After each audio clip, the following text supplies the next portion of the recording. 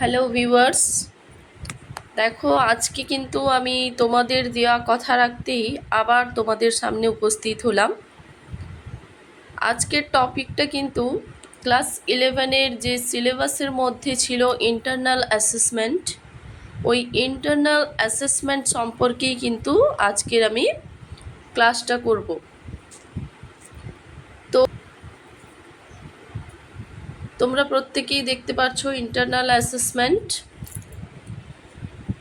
তো এই internal assessment নিয়ে আমি তোমাদের বলেছিলাম যে আলাদা করে আমি একটা ভিডিও আপলোড করে দেব। তো চলো আজকের ক্লাসটাতে এই ইন্টারনাল অ্যাসেসমেন্ট সম্পর্কেই আমরা জানি। তো দেখতে পাচ্ছ এখানে দেয়া আছে যে ডেমনস্ট্রেশন, আর একটা দেয়া আছে group discussion. Demonstration on a topic এবং 4 নম্বর দেখতে পাচ্ছ গ্রুপ ডিসকাশন, অর্থাৎ ব্র্যাকেটে দেয়া আছে দেখো ব্রেন স্ট্রমিং। এই ব্রেন স্ট্রমিংয়ের অথবা দিয়ে দেওয়া আছে debate discussion on a topic. তো চলো প্রথমেই আমরা জেনে নেব যে ডেমনস্ট্রেশন অন এ টপিক। আগেই আমি বলেছিলাম যে এই ইন্টারনাল অ্যাসেসমেন্ট অর্থাৎ সেমিস্টার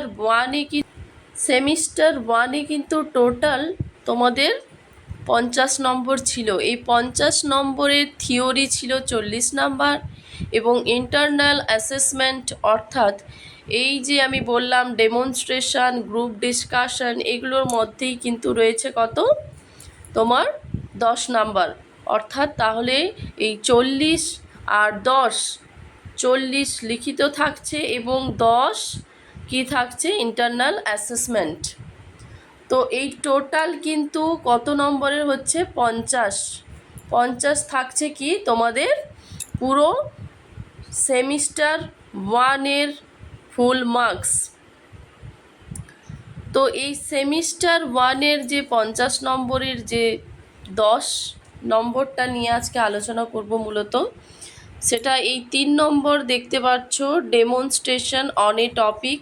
এই ডেমনস্ট্রেশন কি দেখো, ডেমনস্ট্রেশন বলতে এখানে কি বোঝাচ্ছে যে তোমাদের সামনে কিন্তু টিচার একটা টপিক দিয়ে দিবে, ঠিক আছে? সেই টপিকের ওপরে কিন্তু তোমাকে প্রেজেন্ট করতে হবে। তুমি সেই টপিক সম্বন্ধে কি বলছো তোমাকে এক্স্যাক্টলি যেরকম ক্লাসের টিচাররা বোঝান সেরকমই কিন্তু তোমাকে বিষয়টা উপস্থাপন করতে হবে।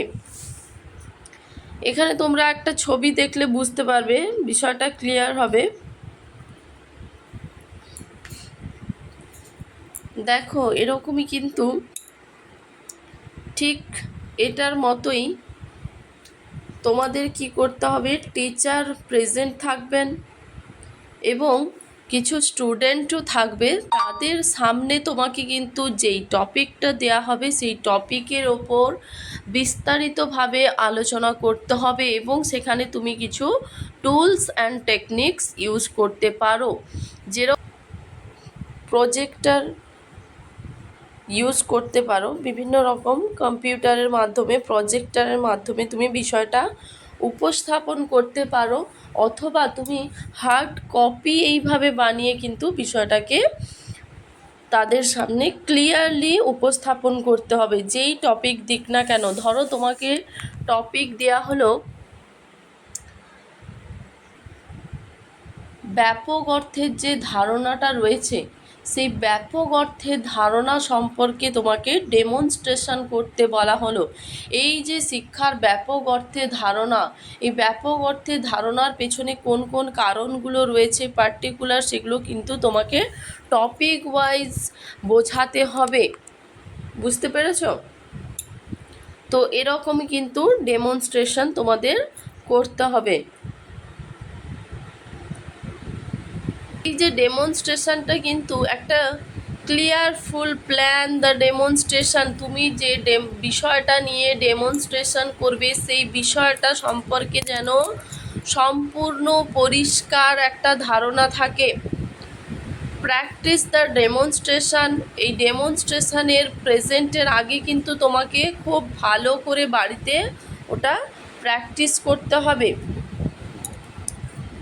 এছাড়া কি করতে হবে, develop and outline to guide the demonstration, অর্থাৎ কি যে যে বিষয়গুলো তোমাকে ফলো করতে হবে, অর্থাৎ আউটলাইন যে গাইডগুলো থাকে সেগুলো তোমাকে খুব ভালো ডেভেলপ করতে হবে। Make sure everyone can see the demonstration, তোমাকে এটা এমনভাবে প্রেজেন্ট করতে হবে সবার সামনে যেন প্রত্যেকে ওটা দেখতে পায়, যে যারা যারা উপস্থিত থাকবেন অর্থাৎ টিচার স্টুডেন্ট যারাই থাক না কেন তারা যেন সেটা খুব ভালোভাবে দেখতে পায় এবং শুনতে পায়, সেরকম অনুযায়ী তোমাকে প্রস্তুতি নিতে হবে। Introduce the demonstration to focus attention, অর্থাৎ ডেমনস্ট্রেশনটা এমনভাবে তৈরি করবে যাতে সবার মনোযোগ আকর্ষণ করতে পারে। অর্থাৎ কি এই প্ল্যান শো করানোর আগে পর্যন্ত তোমাকে কিন্তু এই ডেমনস্ট্রেশনটা নিয়ে ফলো আপ করতে হবে। তো আশা করি বুঝতে পেরেছো ডেমনস্ট্রেশন মেথডটা কি। টোটালি সম্পূর্ণ নিজের ওপর নির্ভর করছে, এখানে সেলফ কনফিডেন্ট থাকতে হবে।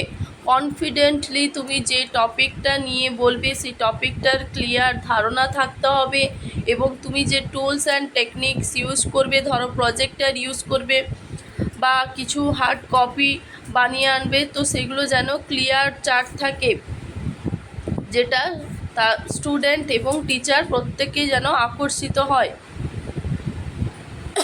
অর্থাৎ এই বিষয়গুলো তোমাকে মাথায় রেখে যেই টপিক দিক না কেন ডেমনস্ট্রেশন করতে হবে তোমাকে, এবং এই ডেমনস্ট্রেশন প্রেজেন্ট করার আগে কিন্তু তুমি বাড়িতে ওটা ভালোভাবে প্র্যাকটিস করে নেবে।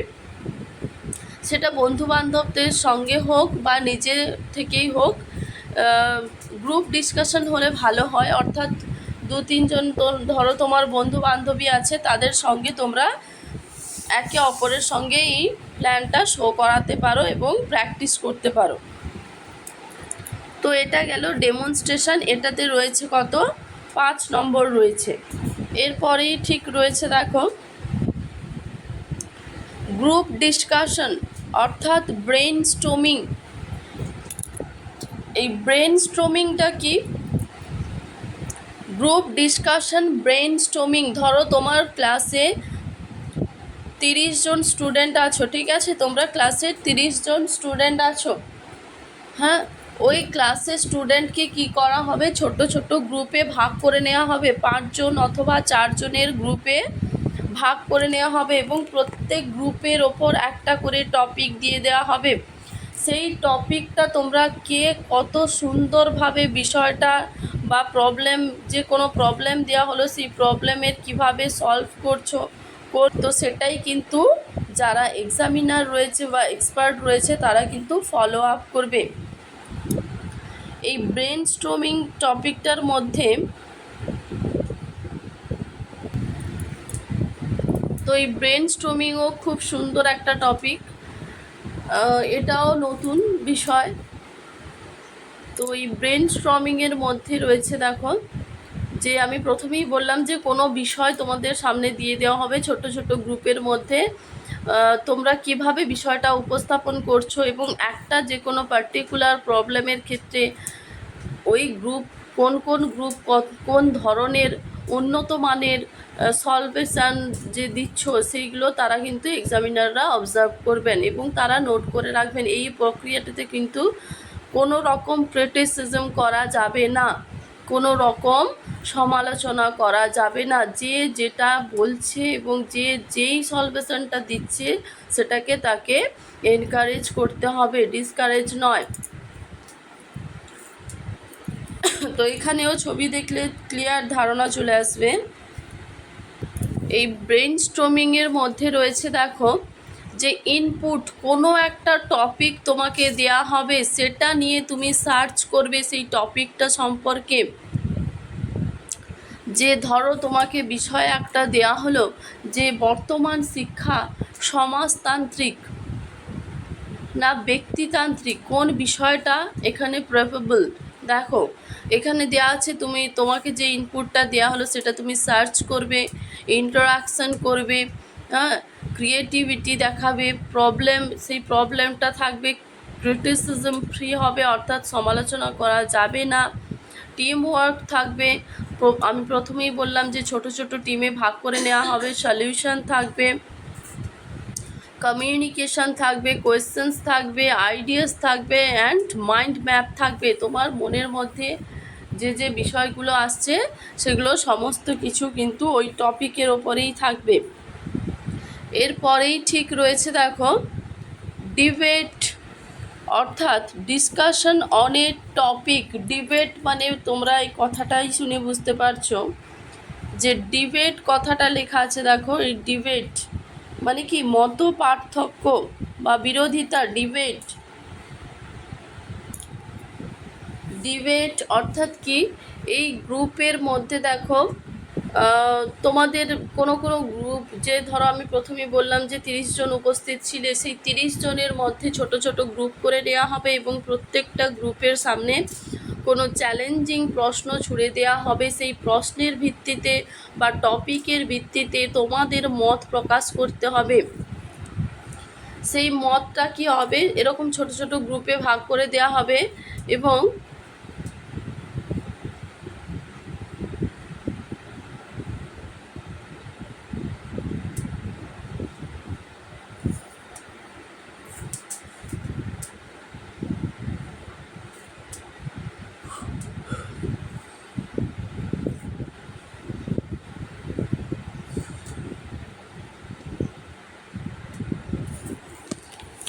দেখো ঠিক এরকম একটা তোমাদের জাস্ট বোঝার জন্য আমি এই ছবিটা তোমাদের সামনে তুলে ধরলাম।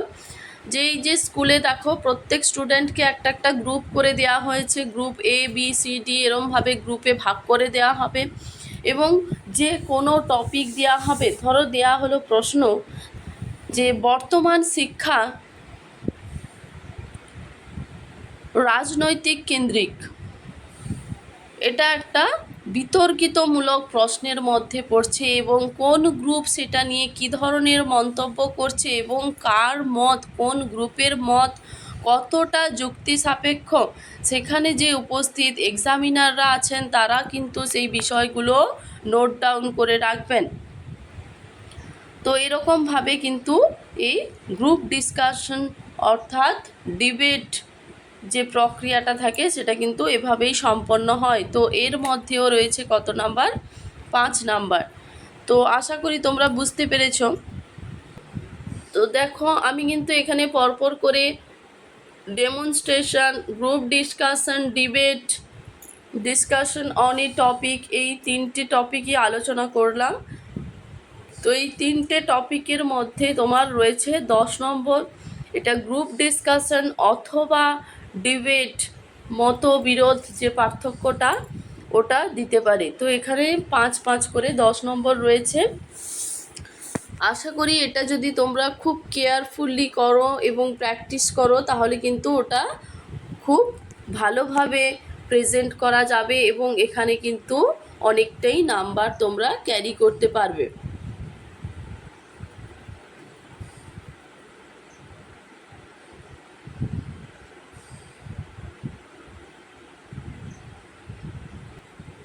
তাহলে এই যে ইন্টারনাল অ্যাসেসমেন্ট সম্পর্কে যে আমি আলোচনাটা করলাম, এখানে কিন্তু ভয় পাওয়া বা ঘাবড়ে যাওয়ার মতো কোনো কিছুই নেই। এখানে যে এক্সামিনাররা উপস্থিত থাকবেন তারা কিন্তু তোমাদের পরিচিত এবং তোমরা রীতিমতো তিনাদের সান্নিধ্যে ক্লাস করেছো।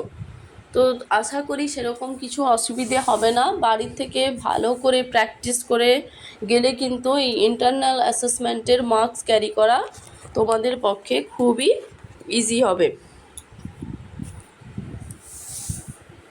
তো দেখো আজকের আমাদের ক্লাস এই পর্যন্তই ছিল, অর্থাৎ ইন্টারনাল অ্যাসেসমেন্টের যে 10 নম্বর সেই 10 নম্বর নিয়েই আমরা সেমিস্টার 1-এর আলোচনাটা আজকেই শেষ করলাম।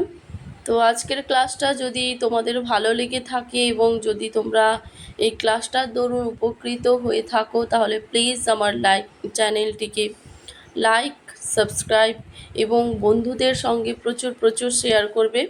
এবং যদি কোনো কোথাও বুঝতে অসুবিধা থাকে তো প্লিজ আমার কমেন্ট বক্সে গিয়ে কমেন্ট করতে ভুলো না। তো চলো আজকের মতো এই পর্যন্তই।